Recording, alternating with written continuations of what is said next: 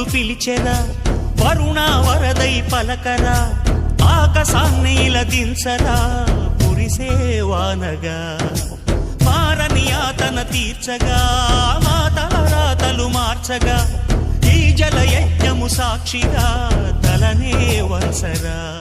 మహారాజు తాని సమిధల్లె మారి నిలువెల్లా వెలిగెరా, భోగాన్ని విడిచి త్యాగాన్ని వలచి తాపసిగా నిలిచెరా. జనక్షేమమే తన సంకల్పముగా, తన ఊపిరి హోమజ్వాలలుగా, స్వర్గాన్నే శాసించెనురా, అమృతమును ఆహ్వానించెనురా.